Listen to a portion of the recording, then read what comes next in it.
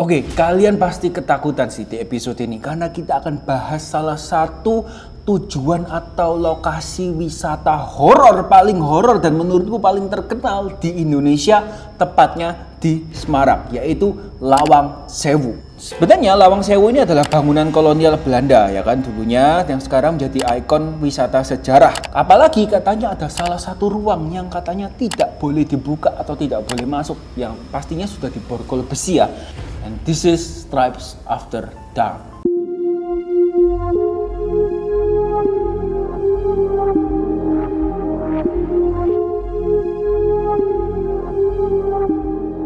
Oke, cerita hari ini dimulai dengan pemandu wisata baru yang let's say namanya Raka ya. Dia ini berumur 24 tahun, barusan jadi pemandu wisata di Lawang Sewu, Semarang.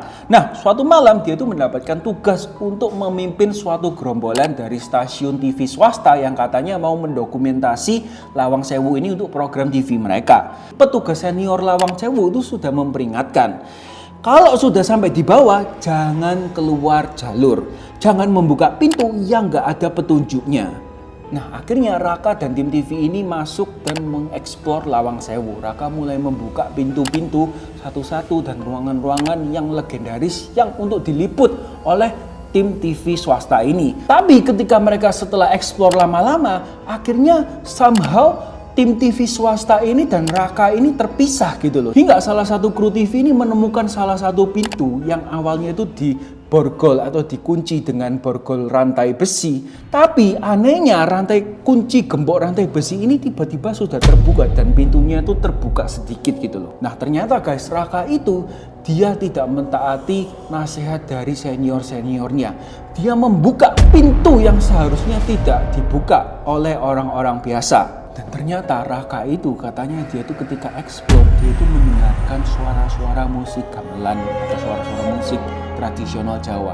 Nah di dalam pintu itu katanya ada suara orang-orang yang memanggil nama dia secara perlahan. Nah akhirnya Raka masukkan ke pintu itu dan dia mengatakan katanya ketika dia masuk ke pintu yang harusnya diborgol itu, seolah-olah lorong di balik pintu itu kayak seperti hidup gitu loh. Dindingnya ini lembab, ngembun. Nah di ujung lorong itu dia melihat lubang kecil yang dia pikir itu adalah penjara jongkok. Nah ketika dia mendekat ke penjara jongkok itu dia mendengar seorang suara tangisan wanita.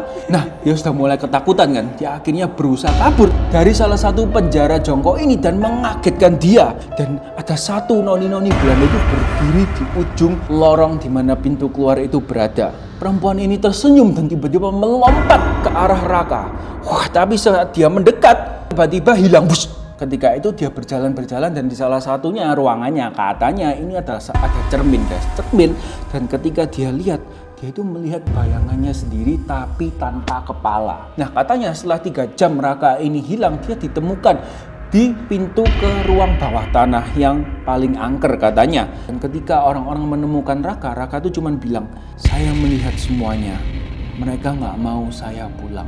Dan akhirnya Raka dirawat di rumah sakit di Semarang. Tapi sejak saat itu perilakunya nggak pernah sama. Dia sering berbicara sendiri, berdiri lama di depan kaca, kayak melihat tatapan kosong di depan kaca. Yes, memang Lawang Sewu ini menyimpan banyak cerita mistis dan kejadian-kejadian supernatural yang memang nggak boleh sembarangan orang masuk tanpa pemandu yang berpengalaman guys.